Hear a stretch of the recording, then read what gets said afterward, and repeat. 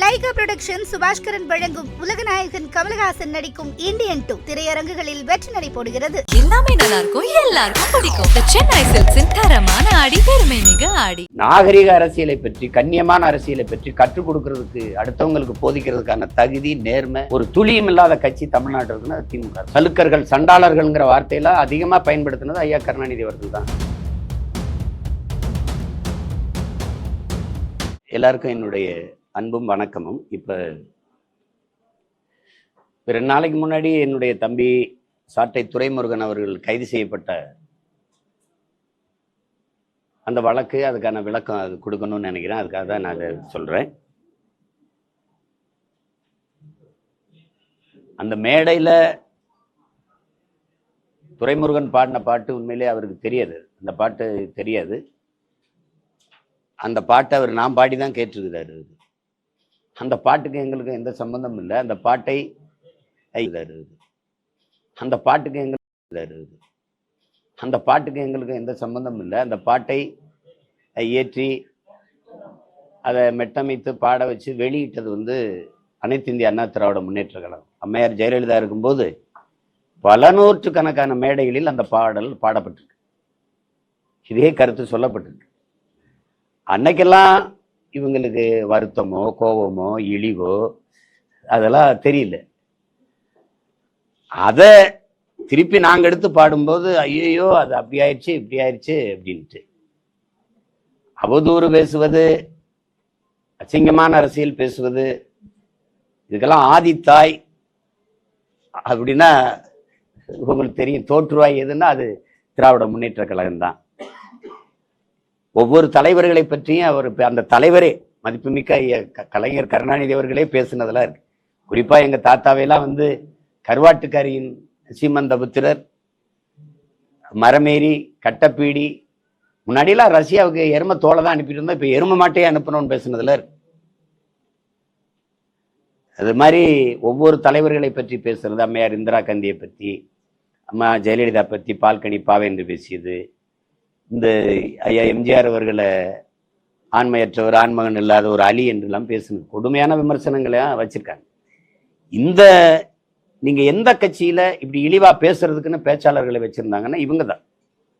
மதிப்பிற்குரிய எங்க ஐயா வெற்றி கொண்டான்லாம் மேடையில அம்மா ஜெயலலிதாவை பேசுனதெல்லாம் நீங்க இப்ப நான் பேசி காட்ட முடியாது. இப்ப அந்த கட்சியில சிவாஜி கிருஷ்ணமூர்த்தின்னு ஒருத்தர் பேசுறதெல்லாம், சைதை சாதிக்கெல்லாம் ஒவ்வொரு மாற்று கட்சியில் இருக்க பெண்களை பற்றி குறிப்பிடுறதெல்லாம் நீங்க கேட்டு பாருங்க. நாகரிக அரசியலை பற்றி, கண்ணியமான அரசியலை பற்றி கற்றுக் கொடுக்கறதுக்கு, அடுத்தவங்களுக்கு போதிக்கிறதுக்கான தகுதி, நேர்மை ஒரு துளியும் இல்லாத கட்சி தமிழ்நாடு இருக்குன்னு அது திமுக தான். இதுல ஏதோ சண்டாளர் அப்படின்னு சொல்லிட்டாங்கன்னு, உண்மையிலே உங்களுக்கு நான் சொல்றேன், ஒரு உண்மையை பேசுறேன், சத்தியத்தை பேசணும்னு நினைக்கிறேன். எங்களுக்கு தெரியாது சண்டாளர்னு ஒரு சமூகம் இருக்கு தெரியும். எங்க கிராமங்கள்ல, சிற்றூர்கள்ல, குறிப்பா நாங்கெல்லாம் பிறந்த ராமநாதர் சிவகங்கையில் சாதாரணமான சண்டாளப்பாவி இவனோட அப்படி பண்ணிட்ட சண்டாளப்பல இப்படிலாம் பேசுறது இருக்கு. நீங்க படங்கள்லயே நீங்க பாத்தீங்க, அடி சண்டாலி உன் பாசத்தாலேன்னு என் தம்பி அமீர் எடுத்த படத்துலயே பருத்தியூரிலே வருது. அப்புறம் தம்பி ஜீவபிராஸ் படத்துல சண்டாலி ஒண்ணுன்னு ஒரு பாட்டு வருது. அப்போலாம் இவங்க பேசல. பாஞ்சாலங்குறிச்சி நான் எடுக்கும்போது என்னுடைய பங்காளி வடிவேல் அவர்களை வச்சு ஒரு நகைச்சுவையில அட சண்டாலா சண்டாலான்னு ஒரு வார்த்தையை பேசிடுவாரு. அப்ப எனக்கு தெரியாது, உண்மையிலே தெரியாது. படம் வெளியாகி ஓடும்போது எனக்கு கடிதம் வருது, இந்த மாதிரி எப்படி இது பண்ணி இப்படி சொல்லிட்டீங்க, உங்ககிட்ட அதை எதிர்பார்க்கல. அப்பதான் தெரியும், ஓ இந்த பேர்ல ஒரு சமூகம் இருக்கு போல இருக்கு அப்படின்னா. அப்ப நான் வருத்த கடிதம் எழுது, இனிமே இந்த மாதிரி பயன்படுத்துறது இல்லை. அதுக்கப்புறம் நாங்க அதெல்லாம் பயன்படுத்துறது இல்லை. இவங்க தான் அதை சலுக்கர்கள், சண்டாளர்கள்ங்கிற வார்த்தையெல்லாம் அதிகமா பயன்படுத்தினது ஐயா கருணாநிதி அவர்கள் தான். சங்க இலக்கியங்கள்ல, மந்திரங்கள்ல, என் திருமூலர் வரைக்கும் சண்டாளர்ங்கிற வார்த்தையை பயன்படுத்திருக்க. கந்த சிருஷ்டி கவசத்திலே சண்டாளர்ங்கிற வார்த்தை. ஐயா கருணாநிதி அவர்கள் நீங்க பாருங்க, பாசப்பறவைகள் படத்தோட அந்த நீதிமன்ற இதுல அந்த சண்டாளர்ங்கிற வார்த்தையை இவர் பயன்படுத்திக்கிறது. இது அண்ணா நாமம் வாழ்க என்று கூறிக்கொண்டே அவருக்கு பட்டை நாமம் சாற்றுகிற சண்டாளத்தனத்தை தமிழகம் இனியும் பொறுத்து கொண்டிருக்காரு. அவர் முதலமைச்சராக இருக்கும்போது சேது சமுத்திர திட்டத்துக்கு எதிராக அதிமுக கருத்து சொன்ன போது பதிவு செஞ்ச வார்த்தை. திருப்பி அதெல்லாம் கொடுத்தது யார்? எந்த சண்டாளர்கள் கெடுத்தார்கள்? அதையெல்லாம் கெடுத்தது யார்? இந்த சேது சமுத்திர திட்டத்தை அமைக்க விடாம அதையெல்லாம் கெடுத்தது யார்? எந்த சண்டாளர்கள் அதை கெடுத்தது? இது யார்? ஐயா எழுதுனது, ஐயாவே எழுதுனது. நீங்க பாருங்க, கந்த சஷ்டி கவசம் முதல்ல அதை எழுதினவர் மேலதான் நீங்க நடவடிக்கை எடுக்கும். SC ST ஆக்ட் போடணும். இது பாருங்க, கனகபூசை கொள்ளும் காலியோடு அனைவரும் விட்டாங்காரரும் மிகுவள பேய்களும் தண்டியக்காரரும் சண்டாளர்களும் என் பெயர் சொல்லவும் இடிவிழும் தோடிட என்று கந்த சஷ்டி கவசத்துல வருது. இது ஒரு அர்த்தமற்றது. திடீர்னு எங்க சாதி வந்துருச்சுன்ட்டு இவ்வளவு காலமா வலிக்கல. மேல் பாதியில கோயிலுக்குள்ள போக விடாம பூட்டை பூட்டிட்டு சாவி எடுத்துட்டு போகும்போது உங்களுக்கு வலிக்கல. நீ எஸ்சி தானமான்னு பக்கத்துல இருக்க பெண்ணை கேட்கும்போது வலிக்கல. நாங்கெல்லாம் தாழ்த்தப்பட்டவர்களா, எங்களை வெளியே நிக்க வைக்கிறீங்கன்னு பெருமக்கள் பேசும்போதெல்லாம் உங்களுக்கு வலிக்கல. ஒரு நீதிபதி, தாழ்த்தப்பட்டவன் நீதிபதி ஆனது அவன் தகுதியால வரல, இவங்கதான் அவங்கள நீதிபதி ஆக்குனாங்க என்று IRS பாரதியெல்லாம் பேசுனது இருக்குது. நாங்க போட்ட பிச்சைன்னு இதுல யாரு கேட்டது? நீங்க உட்கார்ந்துருக்க நாற்காலியெல்லாம் நாங்க போட்ட பிச்சைன்னு நீங்க யாரும் சொல்லலையே. திடீர்னு உங்களுக்கு இதயம் அப்படி காயப்பட்டுருது, புண்ணாய் போயிருது. சண்டாளர்னு நாங்க என்ன பண்ண? இருக்கிற பாட்டு, கள்ளத்தனம் செய்யும் காதகன் கருணாநிதினு இருக்கிற பாட்டு நான் பாடல, என் தம்பி துரைமுருகனும் பாடல. அதை எழுதி வெளியிட்டது அதிமுக. அப்பெல்லாம் எங்க போய் படுத்துக்கிட்டு இருந்தீங்க? காதல பஞ்சு வச்சு கவுந்து படுத்துக்கிட்டு இருந்தீங்களா? எங்க போச்சு? ஏதோ அதிகாரத்தில் இருக்கிறவனா அப்படியே ஐயோ எங்களை அசிங்கப்படுத்திட்டு நீங்க பண்ண அக்கிரமமா, நீங்க இந்த உங்களுக்கு வாக்கு செலுத்தி ஆழம் வச்ச இந்த மண்ணுக்கும் மக்களுக்கும் செய்த துரோகங்கள் பட்டியலிட்டு பேசலாமா? யார் என் கூட வருது? அங்கிருந்தா வந்திருக்கேன். நான் புதுசா படிச்சுட்டு வர வேண்டியது இல்லை, நீங்க கத்துக் கொடுத்ததெல்லாம். வாங்க தர்க்கம் செய்வோம். ஒரு பொது மேடை, நீங்க தான் நிறைய தொலைக்காட்சி வச்சிருக்கீங்க, வாங்க. உங்க வாடகை வாய்கள், உங்கள் வலையொலிகள், உங்களுக்கு ஆதரவாய்ங்கிற வாய்கள்லாம் எப்படி பேசுதுன்னு ஒரு தடவை நீங்க கேட்குறீங்களா? மாண்புமிகு சட்ட அமைச்சர் ஐயா ரகுபதி அவர்கள் அவங்க கட்சிக்கு ஆதரவா பேசுற வலையொலியாளர்கள், யூடியூபர்ஸ், அவங்க பேச்செல்லாம் கேட்கிறாங்களா? அவங்க எங்களையெல்லாம் கேவலமா பேசும்போது உங்களுக்கு இனிக்குது. நாங்க பேசிட்டா அப்படியே நெஞ்செல்லாம் புண்ணாயிருது, காதல் அப்படியே ஈயத்த காட்சி ஊத்துற மாதிரி உங்களுக்கு ஆயிருது. எங்களை திட்டும்போது உங்களுக்கு தேன் வந்து பாயுது. எப்படி இது?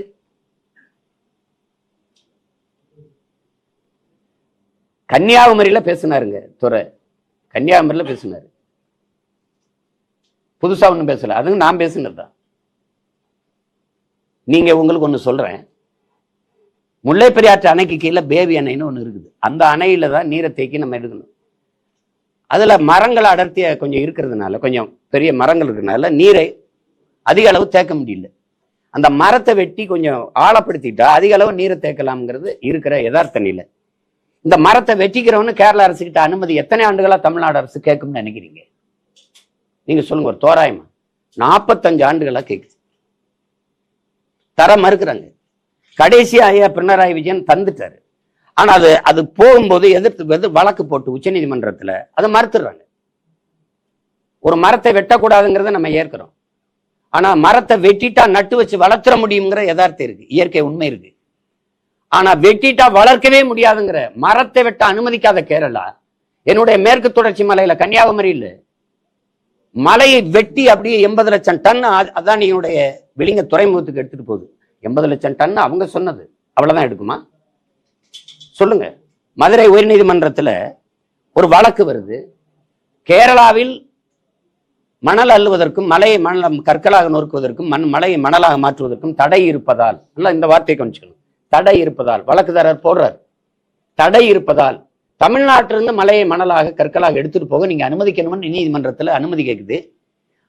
தமிழ்நாடு அரசு அதுக்கு எந்த எதிர்ப்பு தெரிவிக்கல. நீதிபதி சொல்றாரு ஒரு நாளைக்கு 700 லாரிகள்ல நீங்க எடுத்துட்டு போகலாம். அந்த நீதிபதி ஏன் கேரளாவில் தடை இருக்குன்னு கேட்டிருக்கணுமா இல்லையா? இப்ப என்ன கோவரம்னா, அவன் நல்ல ஆத்தாளுக்கு அப்பனுக்கும் பிறந்தவன் இங்க ஆள்றா அப்படின்னு வரும்ல. என் மலை எனக்கு, என் வளம் எனக்கு, என் மண்ணின் வளத்தை நான் பாதுகாக்கணும்னு நினைக்கிறவன் தானே எனக்கு தகப்பனா இருக்க முடியும். மற்ற மாநிலங்கள்லாம் பெத்தவனே அப்பனா இருக்கான், எங்களுக்கு மத்தவனே அப்பனா இருக்கிறதுனால தான் இந்த சிக்கல். ஏன் நீ அதை பத்தி கவலைப்பட மாட்டேங்கிற? ஒருத்தங்க இருக்குல்ல, வெட்டுனா வளர்த்துற முடியுமாடா, அந்த மரத்தை வெட்டுனா வளர்க்க முடியுமாடா மலையன் ஏன் கேட்கல? உன்னால உருவாக்க முடியாத ஒன்றை உங்களுக்கு அளிக்கிற உரிமை யார் கொடுத்தது? வளங்களை சுரட்டி கொடுப்பதை வளர்ச்சி என்று கட்டமைத்தது யார்? உங்களுக்கு கற்பித்தது யார்? யார்? இந்த மலை உங்களுதா? இந்த பூமி உங்களுதா? பரம்பரை சொத்தா? இல்லை, உங்கள் பிள்ளைகளிடத்து நீங்க வாடகைக்கு வாங்கி வாழ்றீங்க. போகும்போது அவன்கிட்ட பத்திரமா ஒப்படைச்சிட்டு போகணும். இதானே உலக நீதி, இயற்கை யதார்த்தம். இதை பத்தி கவலையே படாம என்ன கொடும் துரோகங்களை இந்த கட்சி ஆட்சியெல்லாம் செஞ்சுக்கிட்டு இருக்குன்னு நினைக்கிறீங்க? இப்ப இருக்கிற மாண்புமிகு ஐயா தமிழக முதல்வர் ஸ்டாலின் அவர்கள்ட்ட கேளுங்களேன். கர்நாடகால எந்த கட்சி ஆட்சிக்கு வந்தாலும் காவிரியில தண்ணி தராது. அந்த மேகதாத்துல அணை கட்டியே தீர்வேங்கிறது கோட்பாடு. அது பாரதிய ஜனதா, அது காங்கிரஸ், ரெண்டு பேருக்கும் கொள்கை மாறுபாடு கிடையாது. பாரதிய ஜனதாவும் தன்னுடைய நிதிநிலை அறிக்கையில், தேர்தல் அறிக்கையில 9,000 கோடி ஒதுக்கி இருக்கு, காங்கிரஸும் ஒதுக்கி இருக்கு மேகதாத்துக்கு. காவிரியில தண்ணி தராது. தெரிந்து நீங்கள் காங்கிரஸ் கட்சியின் வெற்றிக்கு நீங்க போய் உழைக்கிறீங்க. கர்நாடகால அங்க இருக்கிற தமிழர்களை ஓட்டு போட சொல்றீங்க. வெறும் ஒரு கட்சியின் தலைவர், திராவிட முன்னேற்ற கழகத்தின் தலைவர், நீங்க போய் காங்கிரஸ் கட்சியோட கூட்டணி, நீங்க அதுக்கு வெற்றிக்கு பாடுபடுங்க, நாங்க கேட்கல. ஒரு தமிழ்நாட்டின் முதலமைச்சர் நீங்க எப்படி போய் உங்க மாநில மக்களின் உரிமையை பறிக்கிற, தடுக்கிற, இழிவா பேசுகிற, ஒரு சொட்டு தண்ணீர் தர முடியாத தமிழர்களுக்கு சொல்ற ஒரு கட்சியை எப்படி வெல்ல வைக்கிறதுக்கு போய் தமிழர்கள் வாக்கை நீங்க சேகரிச்சீங்க? இப்ப அதே சீதாராமையா சிவகுமார முதலமைச்சர், துணை முதலமைச்சர் இங்க வந்து, தமிழ்நாட்டுல வந்து, இங்க வாழ்கிற கன்னடர்கள் திமுக காங்கிரஸுக்கு ஓட்டு போடுங்கன்னு பேச வச்சிருங்க பாப்போம். எப்படி நீங்க செஞ்சீங்க? இப்ப ஒரு டிஎம்சி கொடுக்க சொல்லுது காவிரி மேலாண்மை ஒழுங்காற்றுக்குழு, ஒரு டிஎம்சி தர முடியாதுன்னு முதலமைச்சர் சொல்றாரு. உங்க பதில்? மேகதாதுவில் அணை கட்டியே தீர்வோம் கர்நாடகா. பதில்? எவ்வளவு பெரிய துரோகம்! எதை சொல்லிட்டான்னு சீமான வந்து, நீ இருக்கிற பாட்டா பாடின, எத்தனையோ பாட்டை பாடுற மாதிரி இருக்கிற பாட்டை பாடின, அதுக்கு உருவமே இருக்கிறீங்க. உங்க உருவமே கர்நாடகால இருச்சான், அப்படியே பிண மாதிரி தூக்கிட்டு போனான், செருப்பு கழட்டி அடிச்சான், தீ வச்சு கொளுத்துனான். நீங்க கண்டிக்கல, உங்க கட்சி கண்டிக்கல, உங்க கூட்டணி கட்சி கண்டிக்கல. தமிழ்நாட்டில் நான் ஒரே ஒருத்தன் தான் ஏத்து பேசுறேன், எப்படா என் முதலமைச்சர் அசிங்கப்படுத்துவேன்னு. ஏன்னா எனக்கு தன்மானம் இருக்கு, சூடு சொரணை இருக்கு, இனமானம் இருக்கு. ஒண்ணுமே கண்டிக்கல. இதெல்லாம் விட துரோகம் இருக்கா? கேளுங்க, நீங்க கேளுங்க. இந்த நசுதீன் சார்னு ஒரு நடிகர் இருக்காரு, அவர் கேட்கிறாரு, ஒரு பைத்தியக்காரன் நகரத்தை தீ வச்சு கொளுத்திடுறான், எரியுது, மக்கள் பதறி ஓடுறாங்க. பைத்தியக்காரன் நகரத்தை கொளுத்திட்டான், ஊரை கொளுத்திட்டான், அவன் கையில தீப்பெட்டியை கொடுத்தா பைத்தியக்காரன் யாருன்னு நம்ம தான் தொடர்ச்சியா அந்த பைத்தியக்காரங்க கையில அதிகாரத்தை கொடுத்து கொடுத்து கொடுத்து என்ன சேட்டை இது? கன்னியாகுமரியில பேசின துறை, நான் பேசினதான் அவர் சொல்றாரு, அந்த நேரத்துல அந்த மலையை வெட்டி ஏத்துறதை நீங்க தடுக்கலையே, என் மணலை நீங்க என் மலையை மணலா உங்களால எப்படி பார்க்க முடியுது? என் தாயின் மாற அறுக்கிறீங்களே, பூமி தாயின் மாற அறுத்து கொண்டு போறீங்களே, மலையில இருந்தானே அருவி, அறிவில இருந்தானே ஆறு, ஆறுல இருந்தானே நீர், நீர்ல இருந்தானே சோறு, சோறுல இருந்தானே வயிறு, வயிறுல இருந்தானே உயிர், உயிர், உயிர்ல இருந்தானே வாழ்க்கை. அப்ப நீங்க இப்படி பண்றீங்களேன்னு கேட்டதுக்கு அங்க வழக்கு. ஆனால் அங்க குண்டாஸ் போடுறதை நான் தடுத்துட்டேன் பேசி. அங்க இருந்து இங்க சென்னைக்கு வர வச்சு, இங்க இருந்த வருணுங்கிற அந்த எஸ்பி குண்டாஸ் போட்டு உள்ள வச்சாரு 6 மாசத்துக்கு மேல. திருப்பி இப்ப பேசுனது விக்கிரவாண்டியில இந்த பாட்டை அவர் பாடினது. அவரே சொல்றாரு, இந்த பாட்டுல வழக்கு போடணும்னு எங்க அண்ணன் மேலதான் போனோம், அவர் தான் திருச்சி வானூர்தி நிலையத்தில் பாடி காட்டினாரு. நீங்க என் மேலதான் போட்டிருக்கணும், நானே கேட்கறேன், ப்ளீஸ் டூ இட், என்னை கைது பண்ணி உள்ள வைங்கன்னு தான் சொல்றேன். நீங்க அவரை வந்து இங்க பாடினதுக்கு இங்க நடவடிக்கை எடுக்காம அவர் ஊர் கொடைக்கு போறாரு கோயில் திருவிழாவுக்கு, அவர் தென்காசியில குளிக்க போனவரை போய் கைது பண்ணி கூட்டிட்டு வந்து அவர் திருச்சியில இருக்க வருண் எஸ்பி அங்க வர வச்சு நடவடிக்கை எடுக்க வேண்டிய அவசியம் என்ன அவசியம்? சரி, வரும்போது ஒரு காவல்துறை கைது பண்ணா காவல்துறை வண்டியில நீ எத்தனை முறை ஏத்திருக்கீங்க? காவல்துறை வண்டியில தான் ஏத்துவீங்க, என் சொந்த வண்டியில வர அனுமதிப்பீங்களா? ஊடக எடுத்துக்கிற அனுமதிக்க மாட்டாங்க, வாங்க சீக்கிரம் சீக்கிரம்ட்டு. உங்களை மாதிரி ஊடகவியலாளர் சந்திக்க அனுமதிக்க மாட்டாங்க. நீங்க அப்படி இருக்கும்போது என் தம்பியோடைய சொந்த வண்டியில இனோவா வாகனத்துல ஏன் ஏத்துனீங்க? ஏத்தி பின்னாடி வந்து லாரியை வச்சு ஏன் இடிக்க வச்சீங்க? இதேதான் ஒரே ஃபார்முலா, ஒரே முறை, ஒரே மெத்தட். சவுக்கு சங்கருக்கு ஒரு விபத்தை காட்டி உயிர் அச்சுறுத்தல் பண்றது, இவனுக்கு பின்னாடி வந்து லாரி ஏற்றி வச்சு ஒரு அச்சுறுத்தல் பண்றது. எப்படி? ஏன் உங்க வண்டியில ஏத்திட்டு எடுத்தவனே செல்போன் இருக்கு, உனக்கு செல்போன் உங்க காசு இல்லையா? செல்போன் அதுக்கு நான் பல முறை 5 முறைக்கு மேல சிறைக்கு போயிருக்கேன். எடுத்தவொடனே செல்போனு கழுத்துல போட்டிருக்கு, சங்கிலி போட்டிருக்காரா, இடுப்புல அருணா கொடி கட்டிருக்காரா, அதுக்கு எல்லாத்தையும் அவுத்து யாரு பொறுப்புன்னு குடும்பத்துல ஒருத்தட்ட கொடுத்துட்டு தான் உள்ள கூட்டிட்டு போவாங்க. நீ ஏன் செல்போன் எடுத்துட்டு போற? எதுக்கு எடுத்துட்டு போற? உன் வேலை என்ன? போன தடவை அவன்கிட்ட செல்போனை பறிச்சீங்களா, கொடுத்தீங்களா? என் பிள்ளைகளுக்கெல்லாம் பறிச்சீங்கல்ல, என்ன இறையில திருப்பி கொடுத்தீங்களா? என்னது இது? எதை பத்தி பேச அருகதை தகுதி வச்சிருக்கிறீங்க? ஒரு திறந்த வெளியில ஒரு பொது விவாதம் இத்தனை ஊடகவியாளர் கிடையாது. நான் ஒருத்தன் இல்ல நான் கூட வேணாம், தம்பி தங்கச்சி தர்க்கம் பண்ணி வெல்லுங்களை பார்ப்போம்.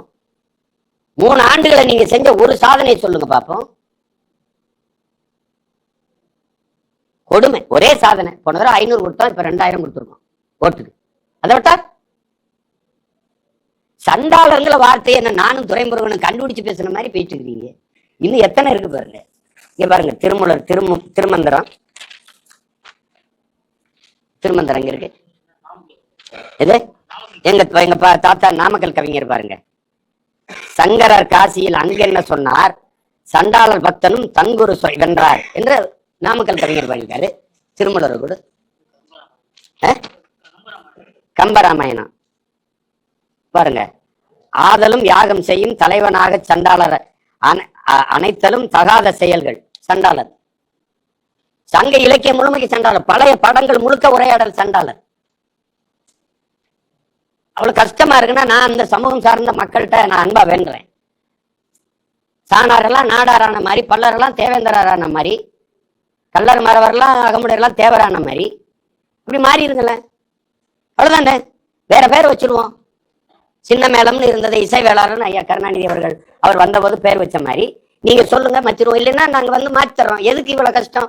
இதெல்லாம் யார் தீ வச்சு கொடுத்துவீங்களா? திருமந்திரத்தை இல்ல கந்த சஷ்டி கவசத்தை இல்ல ஐயா கருணாநிதி முதல்ல அவர் மேல நடவடிக்கை எடுத்துட்டு எங்க மேல எடுங்க. ரொம்ப பாயிறீங்க, ரொம்ப துள்ளுறீங்க. வாங்க, ஐயா கருணாநிதி அவர்கள் செய்த தமிழ் இனத்துக்கு செய்த நன்மையையும் சொல்லுங்க, நானும் செய்றேன். அவர் சொன்ன இதையும் சொல்றேன்.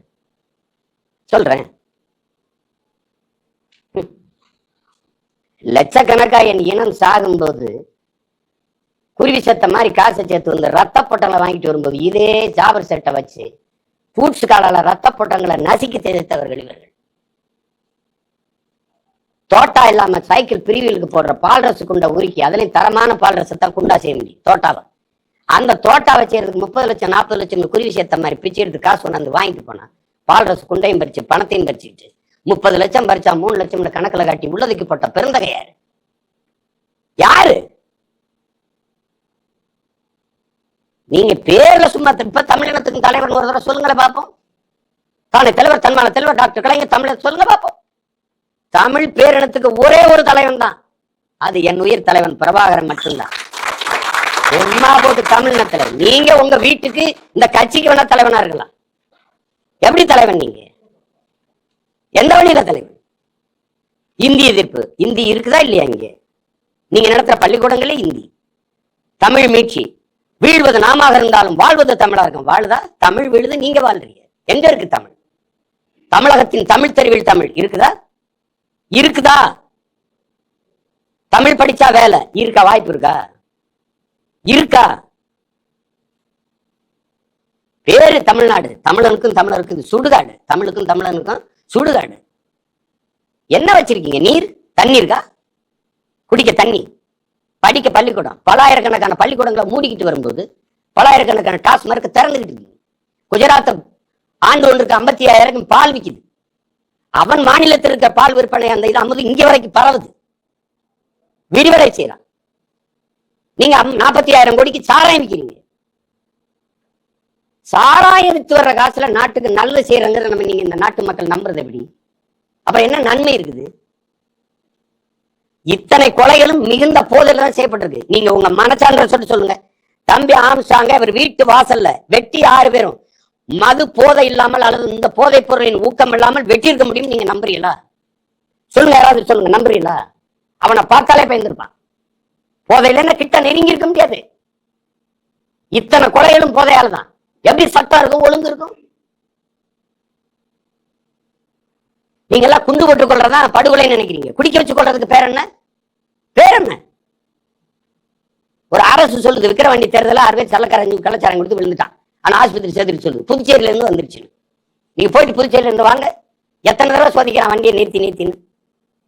அத்தனை சோதிச்சு அங்கிருந்து மதுப்பாட்டில் இங்க வரக்கூடாது தடுக்கிறவன் சாராய போட்டத்தை அப்படி உள்ள விட்டான். யாருக்கு தெரியாம வந்துருச்சா? இதை சொல்றதுக்கு வெக்கமா தோத்து போச்ச அரசு. என்னமா ஒண்ணு நாங்க அப்படியாவது இப்படியாவது அப்படி செய்யுன்னு தெரியும். புதுசா என்ன ஜெயிலுக்கு போறேன்னா? சும்மா இருந்த பையனை உங்க அப்பா ஜெயில போட்டு தமிழ்நாட்டுக்கு என்ன அடையாளம் கட்டி விட்டாரு.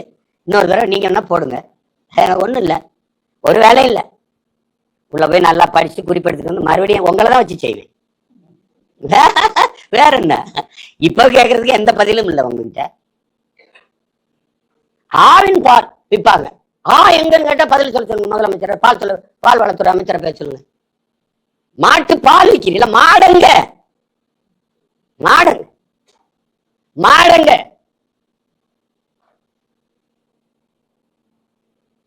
இது ஒரு அரசு, இதுக்கு வந்து ஆதரவு, அதுக்கு ஒரு அப்பப்ப தேர்தல், கேவலம்.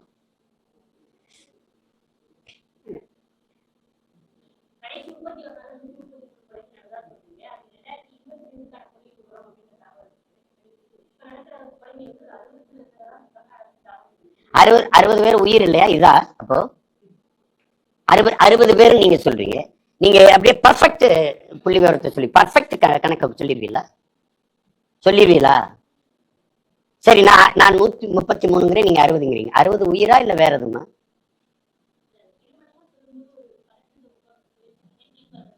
அறுபது பேர் சாகும்போது ஒருத்தன் சாகும்போது தடுக்காம 60 பேர் சாகிற வரைக்கும் என்ன பண்ணிட்டு இருந்தீங்க? பல்லாங்குழி விளையாடிட்டு இருந்தீங்களா? இல்ல கபடி விளையாடிட்டு இருந்தீங்களா? இல்ல கைப்பந்து விளையாடிட்டு இருந்தீங்க? என்ன பண்ணிட்டு இருந்தீங்க சொல்லுங்க. 60 பேர் தான் அங்க செத்துருக்கான். அப்படியே அதுல ஒருத்தன் உங்க வீட்டுல இருந்து செத்தா ஓகேவா? எப்படி தம்பி? ஆம்ஸ்ட்ராங் 3 முறை எச்சரிச்சா உங்களுக்கு உயிருக்கு அச்சுறுத்தல் இருக்குன்னு சொல்றீங்க.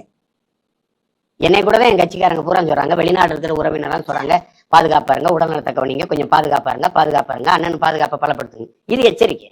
காவல்துறை வந்து உங்க உயிருக்கு அச்சுறுத்தல் இருக்கு, எச்சரிக்கையா இருங்கன்னா நீங்க சொல்லக்கூடாது. நீங்க பாதுகாப்பு கொடுக்கணும். அதுக்கு தான் காவல்துறைன்னு பேரு. காவல் காக்கிறவரை நீங்களே உங்களை பாதுகாத்துக்கிறீங்கன்னா அப்புறம் இதுக்கு போலீஸ்.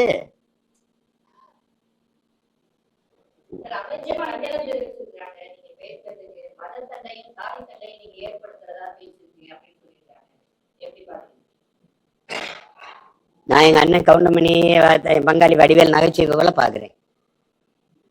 வேற ஒண்ணும் அவங்களுக்கு எல்லாம் பதில் என் தங்கச்சியை என் தம்பியை கொடுப்பாங்க. ஐயா ஸ்டாலின் ஏதாவது சொல்லியிருக்காரா? நான் சொல்றேன். அவர் சொல்ல இல்ல, அப்ப அது எனக்கு இல்ல, வேற யாருக்கும். இவங்க இந்த திராவிட அரசியலை என் தம்பி எல்லாம் தெரிஞ்சுக்கணும். இவருங்க அந்த வரலாறு வேணாம், அதுக்கு ஒரு பிரச்சனையை தீட்டு வருவாங்க. எங்க ஐயா அன்புமணி வந்து ஸ்டாலினுக்கு அவர்களுக்கு விவசாயத்தை பத்தி என்ன தெரியும்னு கேட்கிறாரு. இதுக்கு பதில் யாரு சொல்லணும்? கேள்வி யாருக்கு? எங்க ஐயா ஸ்டாலினுக்கு. ஐயா அன்புமணிக்கு பதில் அவர் தான் சொல்லணும். ஆனா ஐயா எம்ஆர்கே பன்னீர்செல்வம் சொல்லுவார். ஐயா விஜயகாந்த் வந்து ஐயா கருணாநிதிக்கு ஏதாவது கேள்வி எழுப்புனா அவர் தானே சொல்லணும். உங்களுக்கு கேள்வி வச்சா நீங்க தானே பதில் எழுதணும். வேற ஆள் உங்களுக்கு பதில் எழுதுனா மால் பிராக்டிஸ் ஆயிரும். ஆனா ஆற்காடு வீராசாமி ஐயா தான் சொல்லுவார். எங்க அண்ணன் திருமாவளவன் ஏதாவது திமுக ஏதாவது கேள்வி கேட்டா அந்த கட்சியில இருக்கிற ஒருத்தர் இல்லாம காங்கிரஸ்ல இருக்க அம்மா யசோதாவை வச்சு பேச விடுவாங்க. அது மாதிரி இத்தனை பேர் இருக்கும்போது நான் கேட்டது உங்ககிட்ட, பேசுனது உங்க அப்பாவை பத்தி. ஒண்ணு உங்க அப்பாவை பத்தி எப்படி பேசுவா சீமா நீங்க இருக்கணும், இல்ல உங்க மகன் அவரு பேரம் பேசணும். அதை விட்டுட்டு சம்மந்தம் இல்லாத ஒருத்தர் அவங்க கருணாநிதி மகளா இல்ல மருமகளா? எதுக்கு என்கிட்ட பதில்? நீங்க எதுக்கு குறுக்க பாயிறீங்க? என் தம்பி இந்த சிவகார்த்தியை நடிச்ச படம் வேலை இல்லை வருத்தப்படாத வாலிபர் சங்கத்துல ஓரமா போய் நின்று விளையாடுக்கப்பா, அதான் சொல்லணும். வேற என்ன சொல்ல முடியும்? பெத்த பிள்ளைகளை தன் இனத்தின் விடுதலைக்கு சாக கொடுத்த என் தலைமை எங்க? அப்ப நான் எப்படி நீங்க எதிர்பார்க்கிற தலைவன் நான் எப்படி இருக்க முடியும்? நீங்க எதிர்பார்க்கிற தலைமை பண்பு என்கிட்ட இல்லைன்னா நான் உண்மையிலே பெருமைப்படுகிறேன், நான் சிறந்த தலைவனா இருக்கிறேன்னு தான் அர்த்தம். அதனால ரொம்ப நன்றி. வேற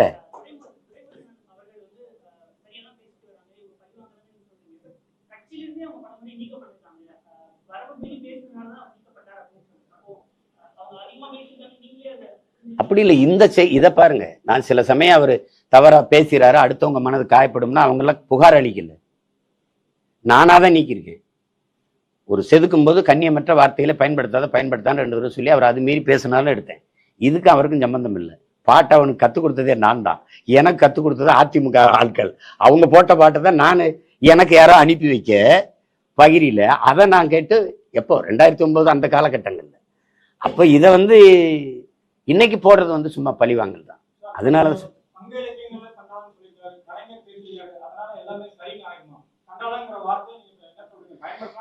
இப்ப சரின்னு ஆயிருமா? இல்ல நாங்க பேசுனதுனால மட்டும் தவறுன்னு ஆயிருமா? நான் கேக்குறேன்.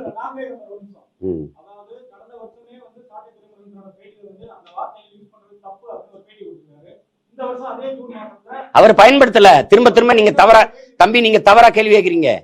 பயன்படுத்தல. ஏற்கனவே இருக்கு அந்த பாட்டு. அந்த பாட்டை எழுதுனவ பயன்படுத்தணுங்க தான் நீங்க கேட்கணும். அப்ப என்ன பண்ணது? அந்த பாட்டை அந்த வரி வரும்போது பாட்டு இருக்கு, இன்னைக்கு ஒலிக்குது இல்ல. கருணாநிதி ஐயா கடிதம் எழுதுனதுல பயன்படுத்தினது சரியா தவறா? நான் கேக் கட்சி தலைவர் எப்படி இது? அவர் கொலை பண்ணா நியாயம் ஆயிரும், நாங்க கொலை பண்ணா குற்றம் ஆயிருமா? ஏங்க, ஏற்கனவே அவர் எழுதுனது அந்த குற்றத்துக்கு அவர் பொறுப்பேற்கட்டுங்க. அவர் இல்ல, இறந்துட்டாரு, அவர் மகன் முதலமைச்சராக, ஆமா அந்த மாதிரி எழுதுன தவறு வருந்துட்டோம், நாங்க வருந்துறோம். அங்க கேட்டுட்டு வாங்க. அங்க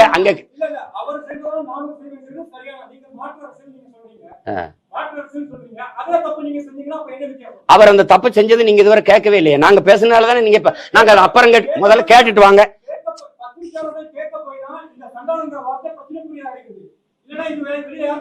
யாரு கேட்க போனீங்க? எங்க பேசுனீங்க? நீங்க எங்க பேசுனீங்க?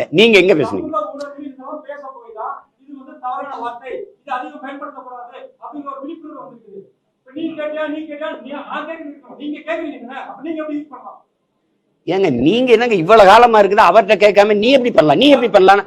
யாரு தவறு செஞ்சாலும் பிரச்சனை இல்லை, நாங்க பேசினா தப்பாயிருதா உங்களுக்கு? நீங்க எல்லாம் ஏன் பயன்படுத்தினீங்க நான் கேட்கிறேன்.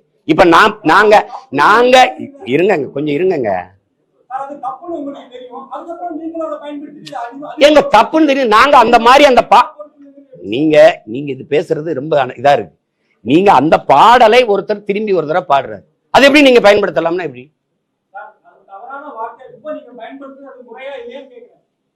அந்த பாடலை திருப்பி பாடுறதுல என்னங்க முறைக்கிற எல்லாம் கேக்குறீங்க நீங்க? அத சொல்லுங்க. அவர்கிட்ட போய் கேளுங்க, ஏன் எழுதி வெளியிட்டீங்க, நீங்க ஏன் எழுதுனீங்க கேளுங்க. முதல்ல எழுதுனது ஐயா கருணாநிதி அவர்கள் பல முறை சலுக்கர்கள் சண்டாளர்கள்லாம் பேசியிருக்கிறாரு. அதை கேட்டுட்டு வாங்க. நீங்க அப்புறம் கேக்குறீங்க, இப்ப கேளுங்க, அப்புறம் மறுபடியும் என்கிட்ட கேளுங்க. வேற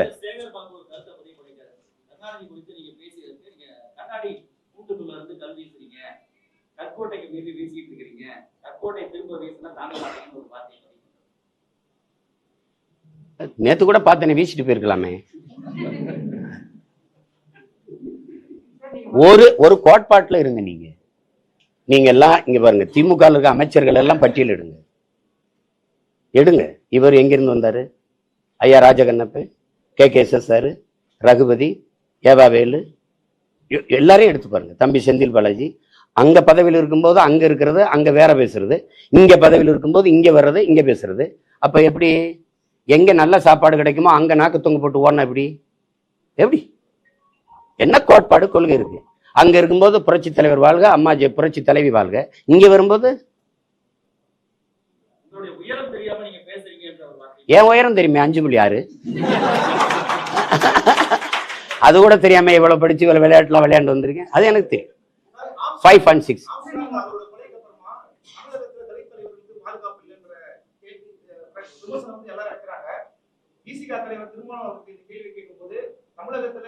சாதி பெருமை குடிப்பெருமை கட்சி பேர் இந்த பிரச்சாரமே இதுக்கு எதிராக நிற்கும். தனிப்பட்ட ஒரு அரசு எல்லா கட்சியும்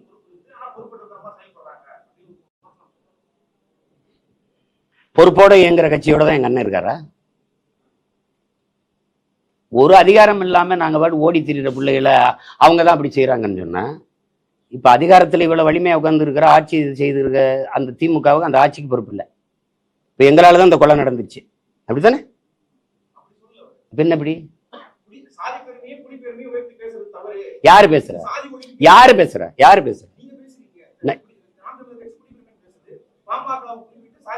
குடிப்பெருமை எங்க பேசுது? இவ வன்னியர்னு பார்த்தா எனக்கு ஓட்டு போடாதுன்னு ஒரு கட்சி தலைமை பேசிருக்கானா? ஜெயங்கொண்டத்துல ஒரு தாழ்த்தப்பட்ட பிள்ளை, ஒரு ஆதி தமிழ் மகனை நிறுத்தினேன். இவன் தமிழன்னு பார்த்தா ஓட்டு போடு, பறையன்னு பார்த்தா போடாத, உன் ஓட்டு எனக்கு தீட்டுன்னு சொல்லிட்டு இறங்கி வந்த ஒரு தலைமை இங்க இருக்குன்னா, நீ என்ன போய் குடிப்பெருமைனா? நீ ஆணவம்ங்கிற, சாதிய ஆணவம்ங்கிறீங்க. சாதி சமஸ்கிருத சொல், அது குடின்னு தான் அடையாளம். ஆணவம்ங்கிறீங்க, நான் அதை பெருமைன்னு நினைக்கிறேன். சாதிய ஆணவம்ங்கிறத தமிழ் படுத்தி சொல்றேன். அதனால அதை குடிப்பெருமை பேச்சார். குடிப்பெருமை கொலையை கடும் குற்றமாக கருதன்மன் பேசுனது நாங்க தான். நீங்க பிச்சுக்காதீங்க. அது குடியானவன்ற பொருள் தான். நீங்க சாதிய பேச, நீங்க பொது தொகுதியில் நின்று ஜெயிக்க முடியுமா? எங்க அண்ணன் திருமாவளவனுக்கு வெளிப்படையா ஒரு சவால் விடுறேன், பொது தொகுதியில் நின்று ஜெயிப்பில. அப்புறம் நீங்க மத்தவன எதுக்கு சாதி பிரச்சனை பேசுறீங்க? நீங்க ஒரு பொது தொகுதி கேட்டு வாங்க முடியல ஸ்டாலின்ட்ட. 16 தொகுதி பொது தொகுதியில் நிக்க வச்ச என்ன போய் சாதி பெருமை பேசுறீங்க? தம்பி, நீங்க சார்ந்த ஒரு அரசியல் கட்சியோட நிக்கிறீங்க. நீங்க திராவிட எதிர்ப்பை கத்துக் கொடுத்தது யாரு? எனக்கு மனசான்றோட பேச சொல்லுங்க. அவரை சொல்லுங்க தம்பி. தமிழ் மண்ணில் அவர் எழுதி வந்த தாய் மண்ணில் ஐயா ரவிக்குமார் அவர்கள் பெரியாரை பற்றி தொடர்ச்சியா கட்டுரை எழுதி வந்தாரா இல்லையா? அன்னைக்கு வந்து அன்னை சுவீரபாண்டியன் என்ன தம்பி இப்படி நாங்க தமிழ் பாதுகாப்புல இருக்கோம், என்ன தம்பி இப்படிலாம் வருதுன்னு போன நான் வன்னியர்கிட்ட கேட்டேன். அவன் ஒரு இதை எடுத்து காட்டுறான். ரவுக்கு துணி ஏன் விலை ஏறி போச்சுன்னா பள்ளச்சி பறிச்சுலாம் ரவுக்க போட ஆரம்பிச்சா விலை ஏறாதான்னு பெரியார் கேட்டதை எடுத்து காட்டுறான். இதுக்கப்புறம் எப்படி அவரை போகிறது? இன்னைக்கு நீங்க எல்லாம் பெரியாரிஸ்ட், நாங்க பெரியாருக்கு எகென்ஸ்ட் தானே தம்பி. ஒரு ஒரு ஒரு மகனை நீங்க எடுத்து பாருங்க தம்பி. சாதிய உணர்வு மத உணர்வு இருக்கிற வரை தமிழன்கிற இன உணர்வு பிறக்காது. நாம் தமிழர் என்று சொல்லணும்னா அவனுக்கு சாதிய உணர்ச்சி மத உணர்ச்சி சாகணும், அதுதானே வரும். அப்புறம் சாதிய மத உணர்ச்சி எப்ப வீழுதோ எப்ப தாழுதோ அப்பதான் தமிழர்ங்கிற இன உணர்ச்சியை பிறக்கும். நாங்க எடுக்கிறதா சாதிய ஒழிப்பு, நாங்க எடுக்கிறதா.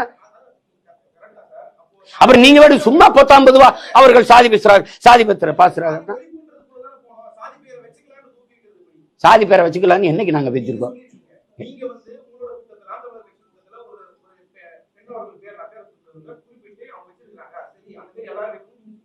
எல்லாரும் வைக்கணும் தான் பேசல, எல்லாரும் வைக்கணும்னு சொன்ன நீங்க எடுத்துக்காட்டுங்க. இங்க வாங்க தம்பி, ஒன்னும் இல்ல, ரோஷினி நாடாருன்னு போட்டிருக்கா. அவ போட்டவ என்ன சொல்றா, நீங்க ஏன் போட்டிருக்கீன்னு கேட்டதுக்கு என்னுடைய அவங்க அப்பா வந்து பணம் ஏறல, ஆனா அவங்க பரம்பரை ஏறிச்சு. அவ சொல்றா என்னுடைய வேர் எங்க இருக்குன்னு எனக்கு தெரியணுங்கிறதுக்கா நான் வச்சிருக்கேன்ட்டு. அதான் பண்ண நீங்க எல்லாரும் போட்டுக்கணும்னு சொல்லி அப்படியே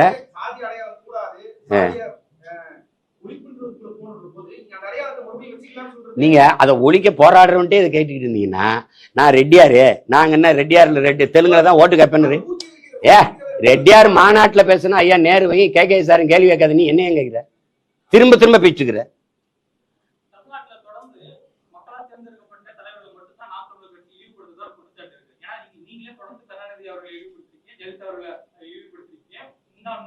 ஜெகத் யாரு?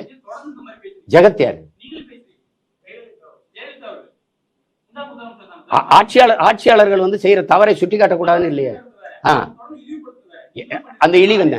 அந்த இழிவு என்ன சொல்லுங்க? அதாங்க அந்த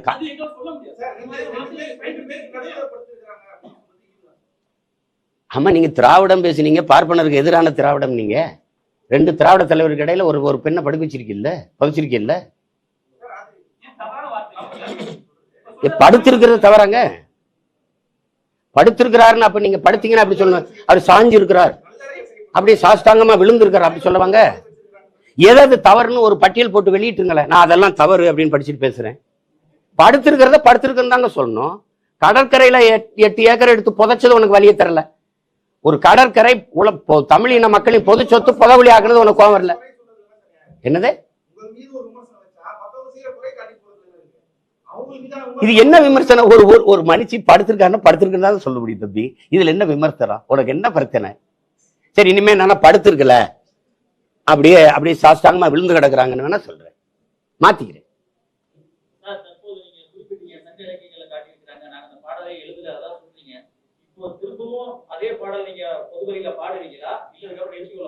பாடுவேன். நிறைய பேர் நீ கூட போனேன், ஒரு தடவை பாடி காட்டிட்டு போனாரு ஒருத்தர், பாடிட்டு தான் இருந்தேன்.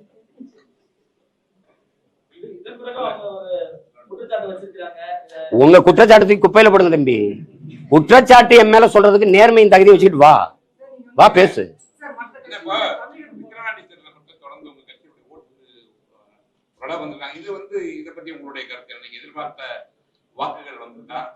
அது வந்து இடைத்தேர்தலில் வந்து நாங்க உங்களுக்கு தெரியும், ஒரு அதிமுக அதில் என்ன நடக்கும் தெரிஞ்சுதான் அது பின்னடைஞ்சிருச்சு. நாங்க அப்படி பின்னடைய முடியாது, வளருகிற கட்சி. நாங்க எங்க கருத்தை விதைச்சுக்கிட்டு மக்களுக்கு எங்க வேட்பாளரை அறிமுகப்படுத்திக்கிட்டு ஒவ்வொரு இப்படி ஒரு கட்சி இருக்குன்னு சொல்லணும், அதான் முதன்மையானது. அதை நாங்க செஞ்சோம். நீங்க இத எப்படி பார்க்கணும்னா, உண்மையிலே இது தேர்தலா நடத்தப்படுதா, இதை நீங்க ரசிக்கிறீங்களா, ஏற்கிறீங்களா? ஒரு பத்திரிகையாளரா, ஒரு பொது மனிதனா, ஒரு குடிமகனா இந்த போக்கு சரியானது தானே? எல்லா அமைச்சர்களும் அங்க கூடி ஒரு தெருவுக்கு ஒரு அமைச்சர் நின்றுட்டு எல்லா சட்டமன்ற உறுப்பினர்கள் பாராளுமன்ற உறுப்பினரையும் கூட்டி வச்சுக்கிட்டு நீங்க வந்து கணக்கு இல்லாத காசு, துணிமணி, அவங்களுக்கு உணவு, அவங்களுக்கு எல்லாம் கொடுத்து ஒரு அந்த இதுலயே வச்சு மக்களை அப்ப நீங்க வாக்கு செலுத்தி வர்றதுல அதையும் மீறி கள்ள ஓட்டும் போடுறீங்க. இது எந்த மாதிரியான அணுகுமுறை? இது எப்படிப்பட்ட ஆட்சி முறை? இதை எப்படி நீங்க ரசிக்கிறீங்க, ஏற்கிறீங்க? இதுல என்ன நீங்க வந்து இதை தேர்தலுங்கிறீங்க? எந்த மாறுதல் இதுல வரும்? இதே அமைப்புக்குள்ளதான் நம்ம வாழ்ந்தாகணுங்கிற நிலைமைக்கு நீங்க தள்ளுறீங்க எல்லாரையும். அப்ப நீங்க இதை மாற்றுறதுக்கு என்ன வழின்னு நீங்க யோசிக்க மாட்டீங்க. புதிதா ஒரு ஆற்றல் வந்தா அதை சிதைக்கிறதுக்கு, அதை ஒழிக்கிறதுக்கு தான் நீங்க காசு கொடுக்காம இந்த பிள்ளைகள் போராடுறாங்க அப்படின்னு ஒரு குறிப்பு கூட கிடையாது. ஒண்ணு சாதிய உணர்ச்சி, மத உணர்ச்சி, இதுக்குள்ளதான் நிக்குது. அதிகபட்சமா காசு, அதான் சாதி, மதம், சாராயம், பணம், சாப்பாடு. இதுதானே இங்கே நீண்ட காலமா இந்த கட்சிகளின் அரசியல் கோட்பாடா இருக்கு. இதுல என்ன மாற்றத்தை நீங்க பார்த்துட்டீங்க? இப்ப இந்த வெற்றி எப்படி நீங்க கொண்டாடுவீங்க? மனச்சான்று இருந்தா எப்படி கொண்டாடுவீங்க? உங்களுடைய நிலைப்படை எப்பவுமே ஒரு தனித்துவமா தான் இருக்கும். இப்ப நீங்க எதிர்பார்த்ததை விட வாக்கள் அதிகமா வந்திருக்கா இல்லையா? அது மொத்தமா எண்ணி முடிக்கும் போது தானே தெரியும். மாலையில அவ்வளவுதானே எண்ணி முடிச்சா போன தடவை வாங்கினதை விட வாங்கியிருக்கோமா, இல்ல அதே இடத்துல நிக்கிறோமா, குறைஞ்சிருக்குமா, கூடியிருக்குமான்னு தெரியும். அதுதானே, அது அப்புறம் தான் சொல்ல முடியும்.